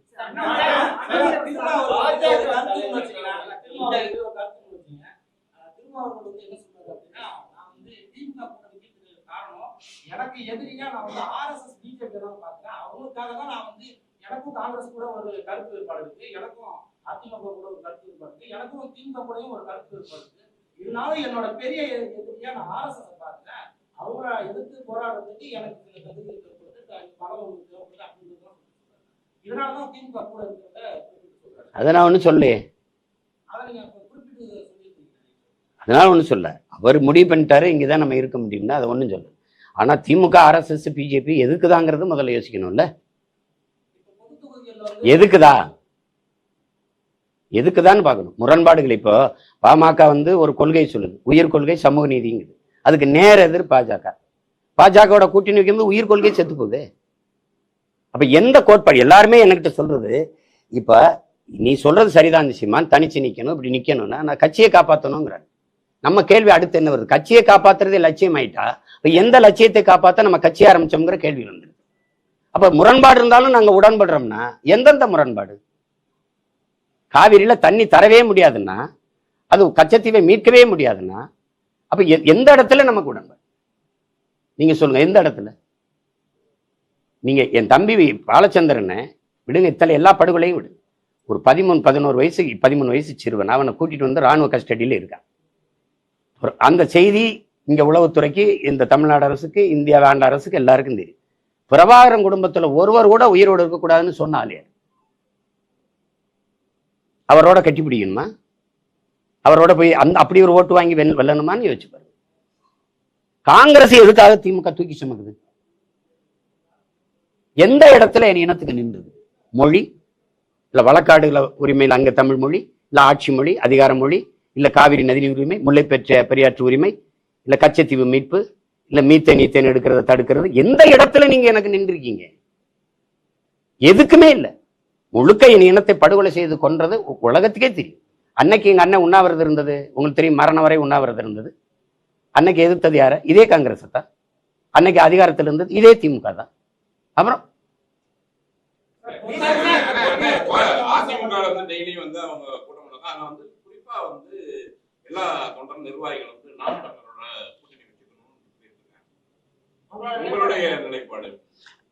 பேச்சுவார்த்தை கட்சின்னு இருந்தாங்க. இன்னைக்கு நேத்து இல்லையே, அம்மா ஜெயலலிதா இருக்கும்போது கூட அன்னைக்கு 16 வந்து எனக்கு ஒரு ஓட்டு இருக்குதான்னு இல்லையான்னு கூட தெரியல. அன்னைக்கே அவங்க கூப்பிட்டாங்க, தம்பியை கூட்டிட்டு வாங்க நம்ம கூட அப்படின்னு. அது எனக்கு கூட்டணிங்கிறது கோட்பாடு இல்லை. அது ரெண்டாவது, திராவிட இந்த இந்திய திராவிட கட்சிகளோடு நாங்க இருக்க முடியாது. ஏன்னா இப்ப நீங்க வந்து ஒரு திராவிட கட்சியோட போயிட்டு எனக்கு என்ன அரசியல் இருக்குன்னு சொல்லுங்க. இருங்க, நான் கேட்கிறேன், ஊழல் லஞ்சத்தை ஒழிக்கணும்னு. நீங்க ஏற்கனவே இருக்கிற ஊழல் லஞ்ச அந்த கட்சிகள் இப்ப நீங்க மாற்றுன்னு பேசுறீங்க. எந்த கட்சி ஆட்சியில இருந்து, எந்த கட்சியின் அரசியல் கோட்பாட்டில இருந்து மாற்று? இந்த கட்சிகள் இந்த கட்சியில இருந்தானே மாற்று. இப்படிதான் எங்க முன்னோர்கள் வந்தாங்க. வந்த எல்லாரும் வச்ச கோட்பாட்டை வந்து திருப்பி இந்த கட்சிகளோடவே கூட்டணி வைக்கும் போது அது மாற்றாலாம ஏமாற்றாயிருச்சு. இப்ப நீங்க மாப்போசில இருந்து சீப்பாத்துல இருந்து எங்க ஐயா மருத்துவர் ராமதாஸ்ல இருந்து எங்க அண்ணன் திருமாவளவன்ல இருந்து அண்ணன் வைகோல இருந்து ஐயா விஜயகாந்த்ல இருந்து எல்லாருமே மாற்றுன்னு வந்த எல்லாருமே திருப்பி அங்க போனோடனே அவங்களுடைய வாக்கு விழுக்காட்ட பாருங்க. 10.5 இருந்து ஐயா விஜயகாந்துக்கு பாராளுமன்றத்துல இப்ப என்ன வாக்கு விழுக்காட்டு இருக்கு, அது குறையுது இல்ல. அப்ப அதுதான் அங்க இருக்கிற பிரச்சனை. அண்ணன் வைகோக்கு எவ்வளவு இருந்தது, இப்ப எவ்வளவு இருக்கு. அப்ப அதனால அது அதுக்கு அது வந்து அது இல்ல, அது இல்ல, இப்ப இல்ல.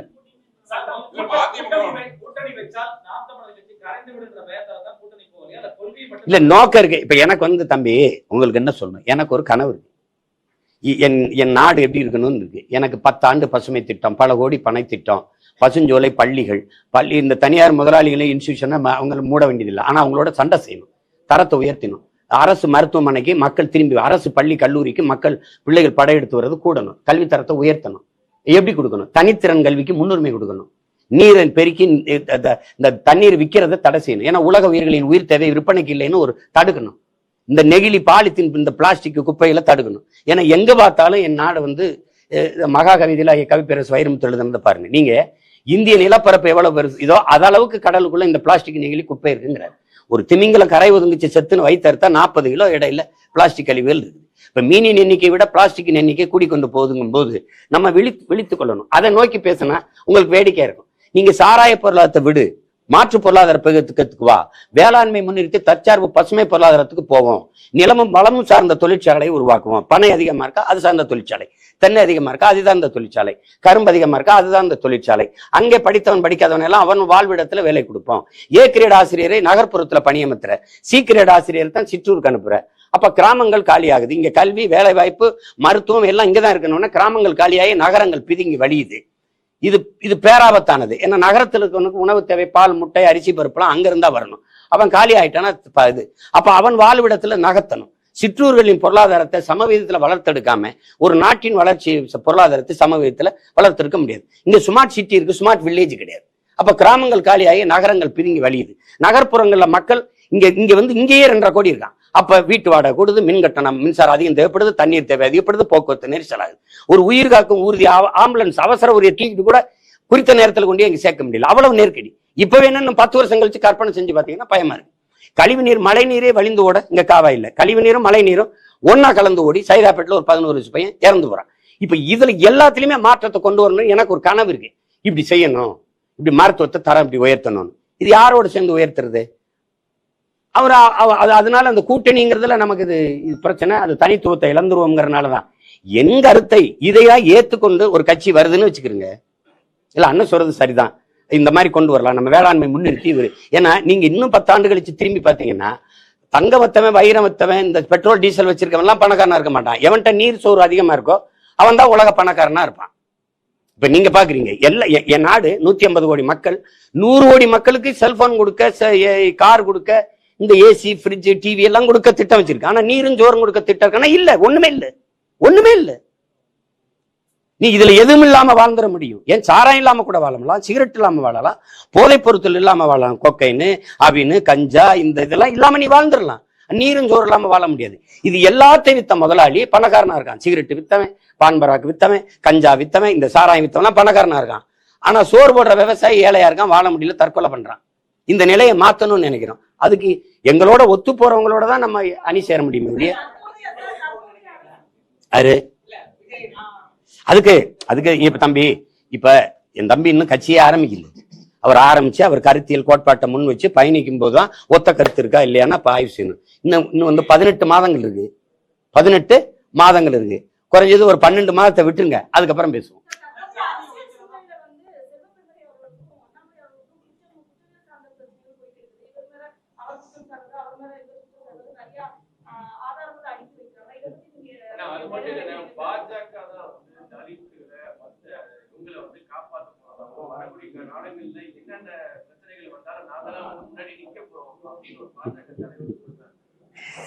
ரசிச்சு சிரிச்சுட்டு போங்க தம்பி. உங்களுக்கெல்லாம் எவ்வளவு பிரச்சனை இருக்கு, கொஞ்சம் ரிலாக்ஸ் வேணும்ல. சின்ன சின்ன அது நகைச்சுவை காட்சிகளை பாக்குற மாதிரி பார்த்துட்டு போங்க. ஒரு பொது தொகுதியில அது ஆதி தமிழ் குடிகளுக்கு என்ன முன்னுரிமை கொடுத்துருக்குன்னு பாருங்க. நாட்டின் முதல் குடி மகன் president of India Ramnath Kovind கோயிலுக்குள்ள போய் வழிபட முடியல. ஒரு மரத்து நிழல்ல உட்காந்து குடும்பத்தோட யாகம் வச்சு சாமி கும்பிட்டு போனார். நாட்டின் முதல் குடிமகன். இன்னைக்கு இருக்கிற பழங்குடி மகள் திரௌபதி முர்மு கோயிலுக்குள்ள போக முடியல, கட்டையை கட்டி வெளியில் நிறுத்திட்ட. நீங்க ஐயா மோடியும் அத்வானியும் உட்கார்ந்துருக்காங்க, நீங்க பார்த்திருப்பீங்க. ஒரு நாற்காலியில் 2 பேரும். அந்த அம்மா ஓரத்துல கை கட்டி நிக்குது. இதை விட கேவலம் ஏதாவது உலகத்துல உண்டா? ஆனால் வெளியில வந்து பாரத மாதாக்கு ஜே. மாதாவை நிக்க வச்சுட்டு கை கட்டி நீங்க 2 பேரும் நாற்காலி போட்டு உட்காரீங்க. பெண்ணியத்தை எவ்வளவு மதிக்கிறீங்க, பெண்களுக்கு எவ்வளவு முன்னுரிமை கொடுக்குறீங்க, அதுவும் ஒடுக்கப்பட்ட பழங்குடி மக்கள் பிற்படுத்தப்பட்ட மக்களுக்கு என்ன முன்னுரிமை கொடுக்குறீங்கன்னு. பக்கத்துல ஒரு நாற்காலியை போட்டு உட்காருங்கன்னு. பிரசிடென்ட் ஆஃப் இந்தியாவுக்கே இந்த நிலைமைன்னா நானும் நீங்களை ஏமாத்துறேன் தம்பி. பேசுவாங்க, காதுல தேன் ஊத்தி பயன் இருக்கா தம்பி? வாயில ஊத்துனா சப்பி சாப்பிடலாம், காதுல ஊத்துனா என்ன தம்பி இருக்குது? காதுலே ஊத்துவாங்க. நிக்கல இல்ல எங்க அண்ணன் மனநிலை எங்க அண்ணன்ட்ட கேட்கறதுங்கிறத அவர் சார்ந்த இருங்க. அவர் சார்ந்து இருக்கிற தம்பி நான் கேட்கிறேன், பதில் சொல்ல விட்டுருங்க. குறுக்கு கேள்வியே கேட்டுக்கூடாது. அவர் சார்ந்து இருக்கிற, அவர் ஆதரிச்சு நிக்கிற திமுகவை கேட்கிறேன். எங்க அண்ணன் ஆராசா முதல்ல எந்த தொகுதியில நின்னாருன்னு நினைக்கிறீங்க? பெரம்பலூர்ல. அது அப்ப தனி தொகுதி. யாரு வாக்கு போட்டிருப்பாங்கன்னு நினைக்கிறீங்க? வெறும் பறையரா? நான் கேட்கறதுக்கு பதில் சொல்லணும். தனி தொகுதியா இருக்கும்போது வெறும் பறையர் மட்டும் போட்டு எங்க அண்ணன் ஜெயிச்சிருப்பாருன்னு நினைக்கிறீங்களா? இல்ல, எல்லாரும் போட்டிருப்பாங்கல்ல. இப்ப அங்க வேலை செஞ்சிருக்காருல்ல எங்க அண்ணன். இப்ப பொது தொகுதியா மாறிடுச்சு. நீ உண்மையிலேயே தமிழ் இன தலைவனா இருந்தா, எங்க அண்ணனை தாழ்த்தப்பட்டவனெல்லாம் தமிழை நான் பாக்குறதா இருந்தா என்ன சொல்லிருந்தா, நீ நில்லு ராஜான்னு சொல்லியிருந்தா பறையர் மட்டும் இல்ல எல்லாரும் போட்டிருப்பான். போட்டு தானே போன தடவை ஜெயிச்சாரு. நீங்க நீலகிரிக்கு எடுத்துட்டு போறீங்களே. அப்ப உங்களுக்குள்ள சாதியை என்ன? அவர் தாழ்த்தப்பட்டவனாவே நீ பார்த்துட்டு இருந்திருக்க. நாங்க அவரை தமிழனா ஆதி தமிழனா நாங்க பாக்குறோம். இப்ப 2க்கு வேறுபாடு இருக்குல்ல. இதே தானே எங்க ஐயா இளையராஜாக்கு பிஜேபி செஞ்சுச்சு. நீ ராஜ்யசபா கொடுத்த, அங்க ஒரு விளையாட்டு வீரர்கள் கொடுத்தா, அங்க ஒரு பிற்படுத்த ஒடுக்கப்பட்டவர் கொடுத்தா, இங்க தலித்து கொடுத்தவங்கிற. எங்க ஐயாவுக்கு நீ தகுதி பார்த்து கொடுக்கல. அவன் ஈடு நேற்ற இசை மேதை, 21ஆம் நூற்றாண்டில் ஆகச் சிறந்த இசை மேதை. அவர் தகுதி பார்த்து நீ கொடுக்கலையே, நீ தலித்துன்னு தான் கொடுத்தங்க போது கோவரமா வராது. இதான் பிஜேபி தாழ்த்தப்பட்ட மக்கள் பக்கம் நிக்கிறது. சரி, அதே இது வந்து நீ அயோத்தியில அகிலேஷ் யாதவ் போய் ஒரு தாழ்த்தப்பட்ட ஒரு மகனை நிறுத்தி வென்றுட்டாரு. அதை பிஜேபி செஞ்சிருந்தா பொது தொகுதியில சரியா இருக்குடா அப்படின்னு நம்ம பேசலாம். அம்மையார் ஜெயலலிதா கூட தலித்தலின் மேல ஐயா கொண்டு திருச்சியில் நிறுத்தி வெல்ல விட்டாங்க. அப்படி திமுக தான் முயற்சிச்சிருக்கா தம்பி? அதிமுக உங்களுக்கு தெரியும், சமைச்சு வைக்கிறாரு சாப்பாடு ஐயா தனபால் அவர்கள். இவங்க எல்லாம் சாதி இதுல சாப்பிடல. ஒரு தடவை மறுபடியும் சமைக்கல. நீ கம்ப்ளைண்ட் போது குற்றச்சாட்டு இந்த ஜெயலலிதா அம்மையார் கூப்பிட்டு கேட்கறாங்க, என்ன தனபால் ஏன் சமைக்கணும்? அழுகிறாரு. ஏன் அழுகிறீங்க? போன தடவை சமைச்சு வச்சம்மா, சாதி பார்த்துட்டு யாரும் சாப்பிடல, இந்த தடவை சமைச்சேன்னா வீணாத்தான் போயிரும், நம்ம சமைக்கலாமான்னு. இருங்க நான் பாத்துக்கிறேன்னு உணவுத்துறை அமைச்சரா போடுறாங்க. அது சேட்டை தான். ஆனா அவரை இது பண்றீங்களாடா, உணவுத்துறை அமைச்சரா போடுறேன். மறுபடியும் அவரை இழிவுபடுத்துறாங்க. அப்ப நான் வரைக்கும் யாரு வந்தா நீங்க வரும்போது நான் உட்பட எல்லாரும் எந்திரிச்சு நிக்கிற ஒரு இடத்துல உங்களை உட்கார வைக்கிறேன்னு சபாநாயகர் ஆகுனாங்க. அது மாறுதல். ஆனா நீங்க அப்படி எதையுமே செய்யலையே. ஆனா நீங்க பெரியார பேசிருக்கீங்க, பேரறிஞர் அண்ணா பேசிருக்கீங்க, சமூக நீதி பேசியிருக்கீங்க.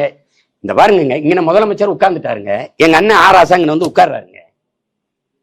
எந்திரிச்சு இங்க உட்கார சொல்லி தன் மகனை உட்கார வைக்கிறாருங்க. எம்பட்டு பெரிய சனாதன எதிர்ப்பு, சமூக நீதிங்க. ஏன் இவருக்கு இங்க அண்ணன் இங்க ராசா உட்காந்து இங்க உதயநிதி உட்கார்ந்தா என்ன பின்னாடி இருக்கையில புண்ணாயிருமாங்க? எதை பத்தி பேச உங்க தகுதி நேர்மை வச்சிருக்கு? நீங்க ஒரு பொது தொகுதி தானங்க எங்க அண்ணன் கேட்டார் திருமாவளவன், தகுதி இல்லையாங்க? காங்கிரஸை விட, விடுதலை சிறுத்தைகளை விட காங்கிரஸ் பெரிய கட்சின்னு யாராவது சொல்லுங்க, நான் இப்படியே நிறுத்திட்டு போயிடுறேன்.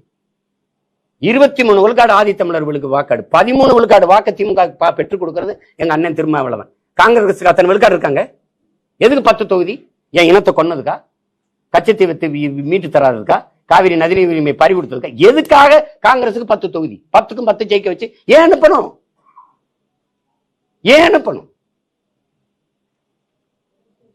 வட மாவட்டங்கள்ல திருமாவளவன் இல்லாம அவங்க வெற்றி சாத்தியப்பட்டுருச்சா? சொல்லுங்க தம்பி, நீங்க சொல்லுங்க தம்பி. ஏன் அவருக்கு ஒரு பொது தொகுதி கொடுக்கல? சரி, நீங்க பொது தொகுதி அண்ணன் கொடுக்காதீங்க. ஒரு பொது தொகுதியில ஆதி தமிழ் குடியை நிறுத்துங்களே, ஒரு தேவேந்திரரே ஒரு பறையரை நிறுத்துங்களே, அதையாவது செய்யுங்க. நீங்க நின்ன 22ல ஒரு இஸ்லாமியன் கொடுக்கலையே. கூட்டணிக்கு இந்திய யூனியன் முஸ்லீமுக்கு தானே தள்ளி விட்டீங்க. மாமா நவாஸ் கனிக்கு போப்பாங்க. என்ன நீங்க கொடுத்தது எத்தனை? சனாதனங்கிறது நீங்க சனாதன எதிர்ப்பு உங்கள்ல இருந்தா நாங்க ஆரம்பிக்கணும்.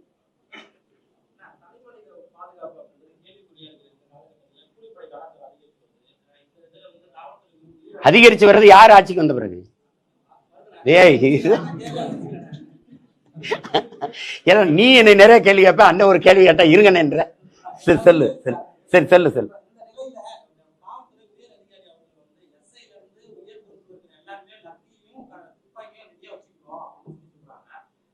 தனிமனித பாதுகாப்பு அவங்க பாதுகாப்புக்கு இதெல்லாம் இருக்கு. தனிமனித பாதுகாப்புக்கு என்ன இல்ல, தம்பிக்கு கூட ஒரு துவக்க கொடுத்துருக்காங்க ஆம்சாங் கூட. எனக்கு கேட்டேன், எனக்கு தரல. 2 தடவை போட்டேன், தள்ளி விட்டுட்டாங்க. சரி, அது ஒண்ணும் இல்லை. இப்ப நான் என்ன சொல்றேன், தம்பி, காவல்துறைங்கிறது குற்றம் நிகழ்ந்த பிறகு பிடிச்சு கூண்டுல நிறுத்தி தண்டனை பெற்று கொடுக்கறது இல்ல. நம்ம தலைவர், எங்க தலைவர் எங்களுக்கு கற்பித்தது, காவல்துறை என்பது குற்றவாளிகளை பிடித்து கூண்டில் நிறுத்துவதல்ல அவர்கள் வேலை, குற்றவாளிகளே உருவாகாத ஒரு சமூகத்தை உருவாக்குவதான். நம்மால துப்பாக்கி லத்தியில வச்சு இதை சரி செய்ய முடியாது. கற்பித்தல் தான், அன்பு தான். அதை நியாயமா பேசி அதை புரிய வைக்கணும், அதை இது பண்ணணும். நீங்க எதுக்கு குண்டாஸ் போடணும்னே உங்களுக்கு தெரியல. மீம்ஸ் போடுற மேல குண்டாஸ் போடுறீங்க, உங்களுக்கு எதிராக ஒரு வலையொலியில ஒரு கருத்து சொல்ற மேல குண்டாஸ் போடுறீங்க. கொலை செய்யறவன சும்மா தூக்கி அவனை விசாரணையே இல்லை. ஏன் கொன்ன, எதுக்காக கொன்ன, யார் சொல்லி கொன்ன, நீ கொல்றதுக்கான நோக்கம் என்ன, இந்த விசாரணையே வெளியில வரலையே. அவன் யாரையும் நீங்க கைது செய்யல. எல்லாருமே தம்பி ஆம்ஸ்டாங் கொலை வழக்குல சரணடைஞ்சவங்க தான். அப்படியே தூக்கி உள்ள வச்சுட்டீங்க, அப்படியே ரிமாண்ட் பண்ணிட்டீங்கல்ல. கூப்பிட்டு விசாரிச்சோம், இதுக்காக பண்ணோன்னு சொல்றாங்கன்னு. ஏன்னா அண்ணன் திருமாவளவன் உட்பட எல்லாருக்குமே இருக்கிற சந்தேகம், கொலையாளிகள் வேற, சரணடைஞ்சிருக்கிற ஆள்கள் வேற. அப்ப எதையோ ஒண்ணு மறைக்கிறதுக்கு யாரோ ஒண்ணு செய்யறாங்க. அது யாருங்கிறதானே கேள்வி.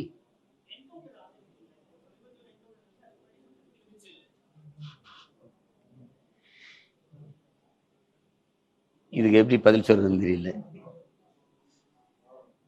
என்கவுண்டர் எதுக்காக செய்யப்படுதுன்னு இருக்கு.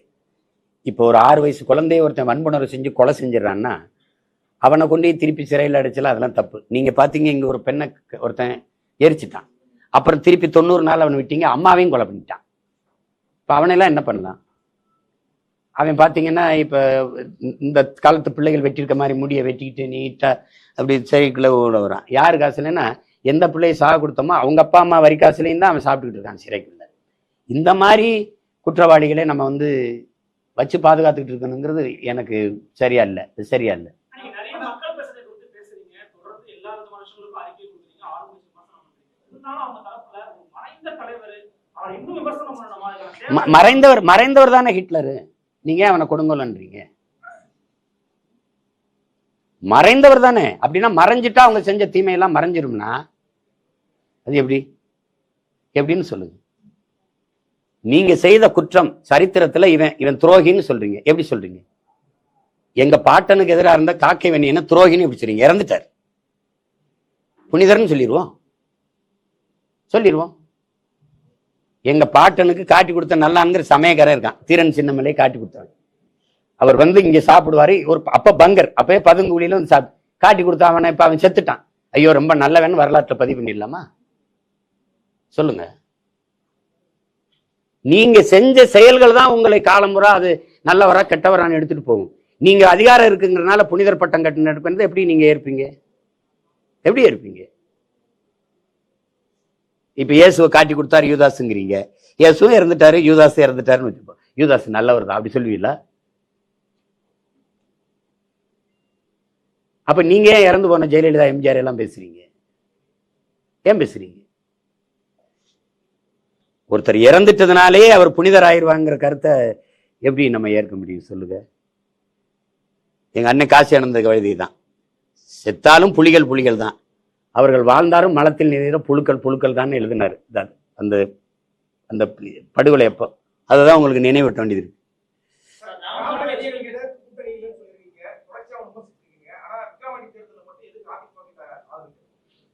அவங்க என்கிட்ட 3 தடவை ஆதரவு கேட்டாங்க, வேலை செஞ்சேன். ஆதரவு அவங்க நின்றுந்தா கேட்க போறது இல்லை, நிக்கல. அதனால உங்க வாக்குகளை பொது எதிரியை நம்ம வலுவான எதிரியா வீழ்த்துறதுக்கு எனக்கு ஆதரிங்கன்னு கேட்டேன், அவ்வளவுதான்.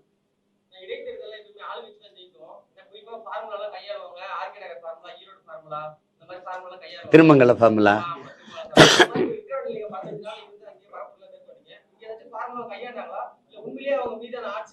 அதே ஃபார்முலா, ஈரோடு கிழக்கு ஃபார்முலா தான். ஈரோடு பட்டியல் அடைக்கிறது தெரிஞ்சுக்கிட்டு தானே கேட்குறீங்க, அதேதான்.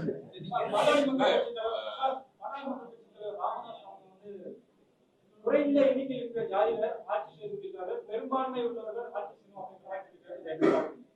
அது எங்க ஐயாவுக்கு வந்து இப்ப என்னன்னா, இப்ப நாங்க ஐயாவை பெரிதா மதிக்கிறேன், ரொம்ப பெரிதா மதிக்கிறேன். ஆனாலும் சொல்றேன், பல முறை திமுகவோட கூட்டணி வைக்கும்போது எங்க ஐயாவுக்கு தெரியலையான்னு கேட்கிறேன். தெரியுது இல்ல, அந்த கருத்து சரியா தவிர இதை நீங்க அப்ப கேட்டிருக்கணும். எங்க ஐயாவுக்கு மது ஒழிப்பு கொள்கையில உறுதியா இருக்காரு. மதுவை எவன் ஒழிக்கிறானோ, மது கடையை மூடுறானோ அவனோட நான் கூட்டணின்னு எங்க ஐயா சொல்லல. சாதி வாரி கணக்கெடுப்பு நம்ம கேட்கிறோம், குடிவாரியா எண்ணுங்கிறோம். குடிவாரியா எவன் என்றானோ அவனோட நான் கூட்டணின்னு எங்க ஐயா சொல்லல. இப்ப பாருங்க, நேரெதிரா இருக்கிற பிஜேபியோட கூட்டணி வைக்கிறது நம்ம எப்படி ஏற்கிறது? இந்த கொள்கைக்கு நேர்மாறு அவங்க வகுப்பாரி பிரதிநிதித்துவத்துக்கு என்னைக்குமே அவன் இடம் கொடுக்க மாட்டான். அப்ப அவனோட கூட்டணி வச்சு என்ன பண்ண முடியும்? ஒரு ஓட்டுநாள் தம்பி என்னால அந்த வலிமையே அவனுக்கு சேர்க்கணும். அப்ப அந்த அந்த கொள்கைக்கு இங்க நீங்க திருப்பி அவர் தலைமையில ஒரு அவன் அந்த இந்த சமூக நீதி கொள்கைக்கு நேரெதிராக இருக்கிற ஒரு கட்சிக்கு போய் நான் ஓட்டு போட்டு வலிமை சேர்க்கிறதுங்கிறது ஒத்த ஓட்டுனால அது துரோகம் தானே தம்பி, அது தவறு தானே.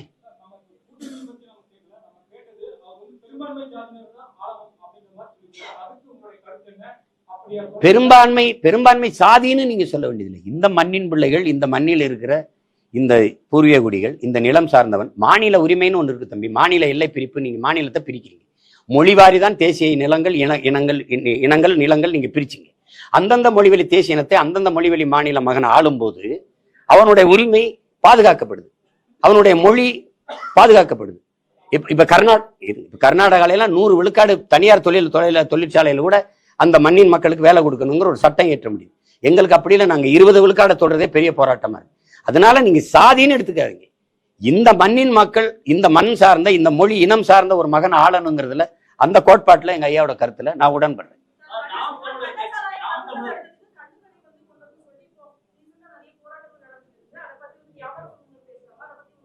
இல்ல ரீசென்ட்னு சொல்லாதீங்க, நீண்ட காலமா எங்க ஐயா கல்லு நல்லசாமி வந்து போராடிட்டு இருக்காங்க.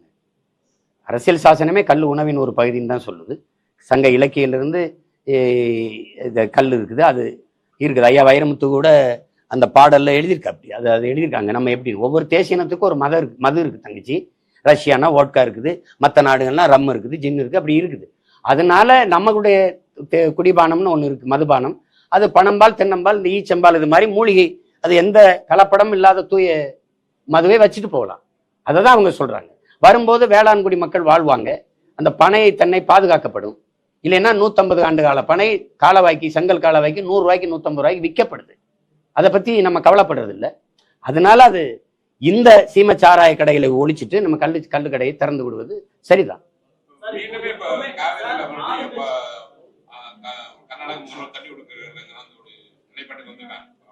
மீண்டும் இல்ல, அதான் அவங்க செய்வாங்க.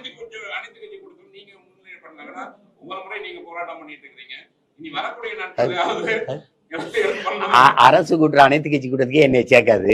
இதுல நான் ஒரு அனைத்து கட்சி கூட்டத்துக்கு இவங்க வர போறாங்களா? நீங்க போராடுங்கன்னு சொல்லுங்க, நான் போராடுறேன், அது நான் செய்வேன். அதான் சொல்ல அனைத்து கட்சி கொடுத்த யார் நான் சரி.